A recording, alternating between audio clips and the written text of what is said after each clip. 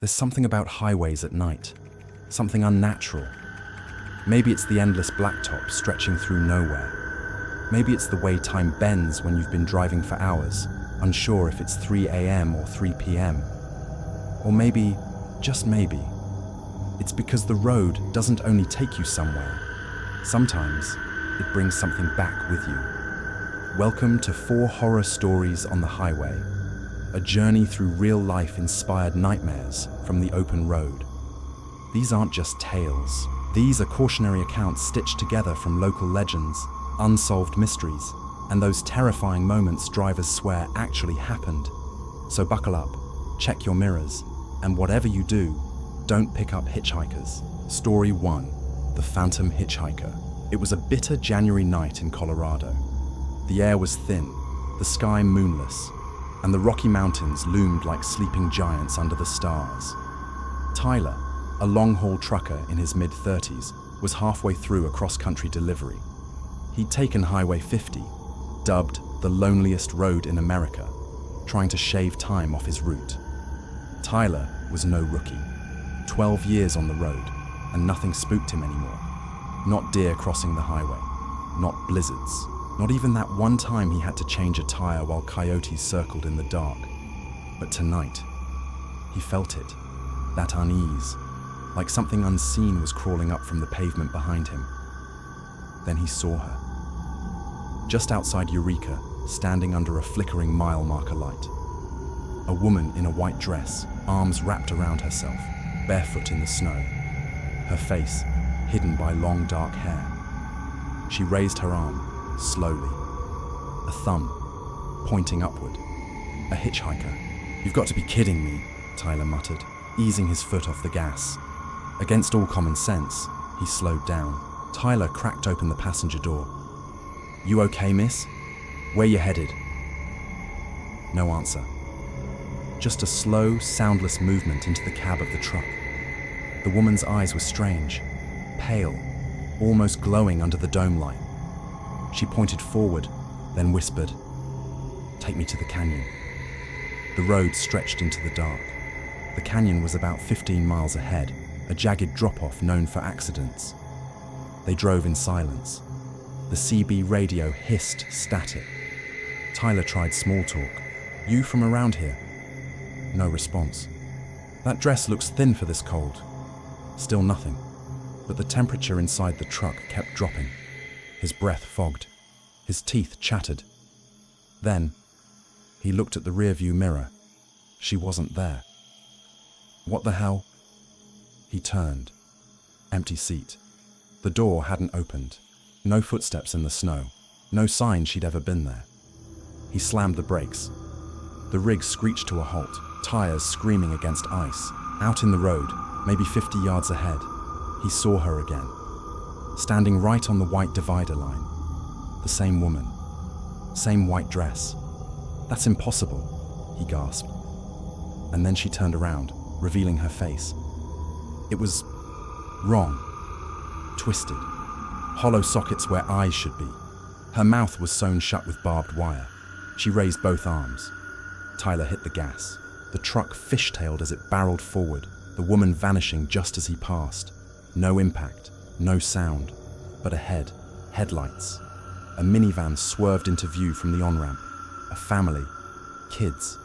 Tyler barely managed to veer off, crashing through a guardrail and sliding into a snowbank. Miraculously, he survived.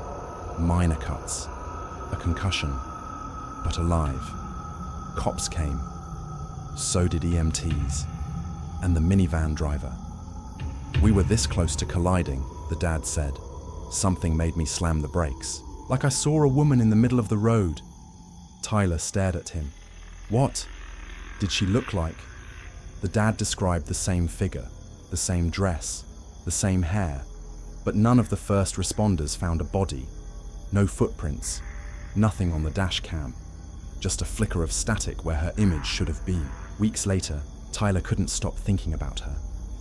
He dug into local reports. Turns out, in the 1960s, a young woman died along that exact stretch of highway. A bride who ran barefoot from her wedding after catching her fiancé cheating. She was hit by a truck in a snowstorm, and her body was never recovered. Since then, dozens of drivers reported seeing a woman in white, always asking for a ride, always vanishing before the canyon. Some say she saves people from deadly crashes. Others say she causes them. Tyler never drove that route again, but sometimes, in his rearview mirror, he swears he still sees a flicker of white. There are things on the highway that don't want a ride. They want a part of you, a memory, a moment, or maybe something far worse. Story 2, The Man in the Rearview Mirror, where your past isn't behind you. It's staring back. Dana, a 29-year-old paramedic in Arizona, had just finished her second overnight shift in a row. She was exhausted, emotionally drained, and driving home through the desert, alone. Her route was familiar, a long 2-lane state road slicing through the Sonoran Desert. It was quiet, too quiet. No cars, no wind, no cicadas, just stillness. She checked her rearview mirror. Only blackness, no headlights, no stars, just a void. Something didn't feel right. About 15 minutes later, Dana caught something strange in the mirror. A man, tall, thin, wearing a charcoal 1950s style suit and fedora, standing in the middle of the road, perfectly still, just watching her. She turned around quickly. The road was empty. Probably just tired, she muttered. 1 minute later, he was back, this time closer, standing just feet behind her car in the reflection, his face expressionless, his eyes locked with hers. Dana slammed the brakes, heart pounding. She got out, spun around. The road was empty again. Dana remembered something her grandmother once told her. If you ever see a man in the mirror on a road that doesn't echo, don't stop. He's not of this world. Sounded like superstition, until the third time. He was inside her car now, in the back seat, but only in the rearview mirror. Same suit, same black eyes. Now, smiling. She screamed, spun around, and saw nothing, except a dusty black fedora lying on the seat. It hadn't been there before, and the air inside the car reeked of sulfur and burnt oil. Dana sped up. She just wanted to get home. But 20 minutes passed, then 30, and she passed the same road sign 3 times. Mile marker 66. There were only 30 miles total on this road. She should have hit the freeway by now. She turned around. Each time she did, the man in the mirror appeared closer, watching her, smiling. She tried breaking the mirror, slammed her fist into it, again and again, but it didn't even crack. It was like punching glass that wasn't glass. She stopped the car in the middle of the road, got out, and screamed into the void. "What do you want from me?" The air grew cold. Then, a memory, not a voice, not a vision, a memory. Her first week on the job, a fatal highway wreck. One man had died, wearing a suit, a fedora. His last words were, "Tell her, I saw her." Dana had never passed on the message. She didn't know who he meant, until now. The man in the mirror wasn't death. He was unfinished business, a ghost of her guilt. She got back in the car, turned off the headlights, and whispered, "I'm sorry I didn't save you." The air warmed. She looked into the mirror. Empty. The hat was gone. The sun began to rise. Dana left the road behind. She now works dispatch.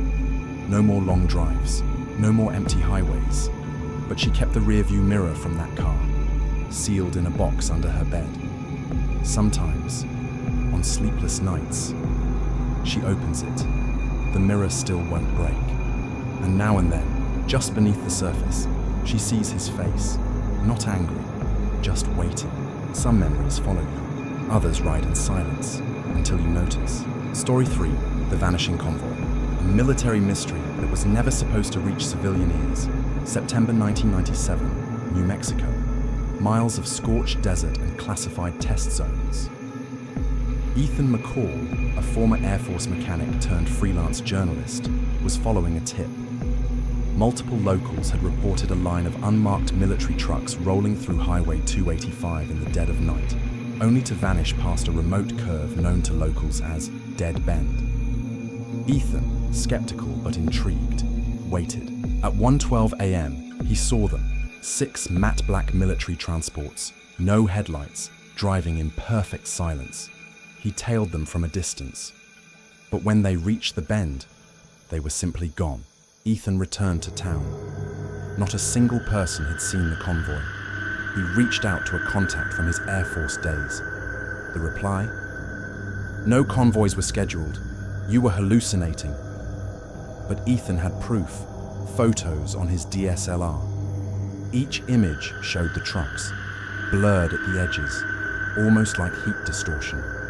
Until the final photo, nothing, just empty road. He uploaded the images to a backup drive. That same night, the hard drive caught fire. Determined, Ethan returned to Dead Bend with better gear, a drone, infrared camera, and EMF meter. At 1 a.m. sharp, his EMF meter spiked. Through the drone feed, he saw the trucks again, only this time, they weren't touching the ground. They floated inches above the asphalt. Their tires didn't spin. They cast no shadows. As they vanished into the bend, the road beneath them shimmered like water. His drone feed cut out. He ran to the site, nearly crashing his Jeep, and found only silence. But his infrared camera picked up something bizarre. Footprints, human, leading off the road into nowhere. Weeks later, Ethan received a nondescript package. Inside, a USB stick, no return address. The footage showed night vision body cam footage from what appeared to be a military unit. They were escorting the same trucks. Then, panic, screaming. One soldier says, "It's not a road, it's a corridor. We're not in our airspace anymore." The feed glitches out. End of file. Metadata showed it was recorded in 1954. Ethan was now convinced something was warping space at Dead Bend. A corridor, a fold in terrain, or a breach, and the trucks weren't disappearing. They were crossing. Ethan pitched his story. Every outlet rejected it. Even his freelance blog was pulled offline within hours of publishing. But locals started reaching out. One woman saw the convoy in 1973, another man in 2006. The stories always matched. No headlights, no sound, always 6 trucks, always at 1:12 a.m., always vanished at Dead Bend. Ethan set up one final live stream.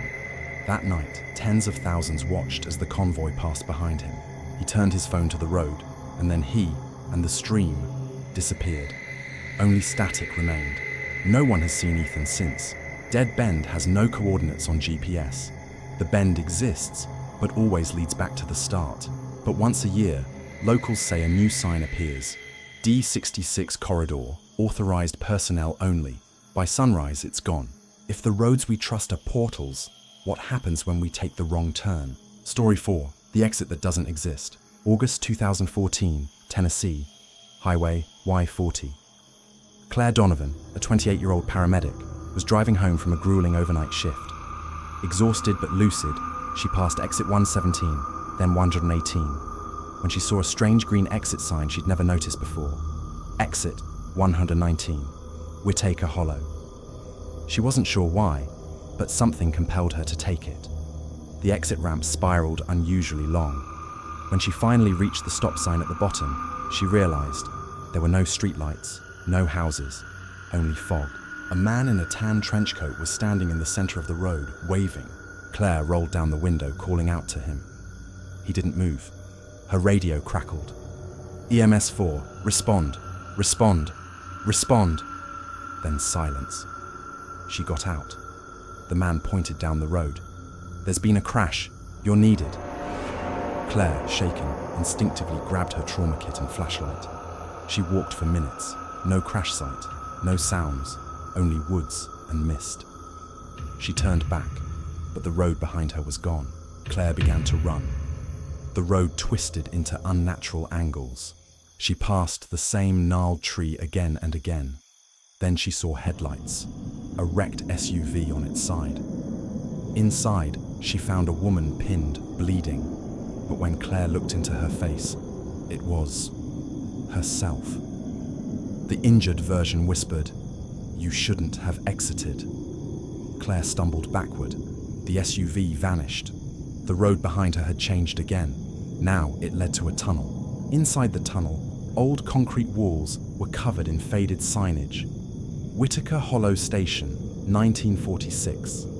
She emerged into what looked like an abandoned town. Buildings leaned at odd angles. A firehouse had her ambulance inside it, but the license plate was rusted and read 1975. Claire opened the door. Her own voice echoed from the dispatch radio inside. EMS 4, come in, come in. It wasn't an echo. It was live. Claire tried to leave. Every road out brought her back to the town square. She saw other people now, lost looking, silent. They didn't blink. One woman walked up and whispered, "No one exits exit 119. Claire screamed. No one reacted. She smashed the ambulance radio, hoping it would break the loop. Instead, the entire town blinked out, replaced by trees again. A week later, Claire's ambulance was found abandoned at a rest stop off I-40. Keys in ignition, doors open, no sign of her. Locals say that if you drive late and tune to an empty frequency, you might hear her. EMS 4, I took exit 119. Can anybody hear me? If you reply, the radio goes dead, and the next sign you see says, exit 119, Whitaker Hollow. Some exits lead nowhere. Others lead to versions of yourself that never made it out. You've driven with us through haunted crossroads, past phantom hitchhikers, flickering taillights, lost convoys, and exits that were never meant to exist. Maybe you're still asking, were any of these stories real? But the real question is, do you feel safe the next time you're on that highway? Alone. At night. You see, highways are designed to get us somewhere, but they rarely leave us unchanged. Every mile holds memory. Every bend might lead to a place that wasn't on the map. And the scariest part, it's not always what's on the road. Sometimes, it's what follows you home. All four of these tales, fictionalized as they may be, are rooted in something real. Unresolved tragedies, government cover-ups, shared hallucinations or mass hysteria. Places where time and memory behave strangely. Highways are lonely places, and loneliness warps perception. When you're surrounded by blacktop, exhaust fumes, and static on the radio, your mind starts to wander, and sometimes in those gaps in attention, something slips in. Story 1. The Hitchhiker Ghost. A reminder of grief, memory, and the danger of reliving the past. Story 2. The Man in the Rearview. An allegory for paranoia and losing control of your vehicle, your mind, or your fate. Story 3. The Vanishing Convoy. A metaphor for secrets hidden in plain sight and the terrifying idea that not all roads lead back. Story 4. The Exit That Doesn't Exist. A warning about taking shortcuts, especially when you don't know where they lead or what they bypass. Stay on the road, but don't forget what's traveling with you. In every horror story, the monster isn't just out there. It's in us, in our trauma, in our fear of the unknown, in the silence between mile markers. So next time you drive a lonely stretch of highway at 3 a.m. and you see something strange in the rearview mirror, don't speed up. Take a breath, look twice, and ask yourself, is that something or someone I brought with me? Because the truth is, the road never forgets, and neither do the things that haunt it. If you made it this far, thank you. You've just taken a journey not across geography, but through psychology, folklore, and the quiet horror of isolation. And if you've ever had your own eerie encounter on the road, a strange sign, a vanishing car, a moment you couldn't explain, drop it in the comments, because the next story might be yours.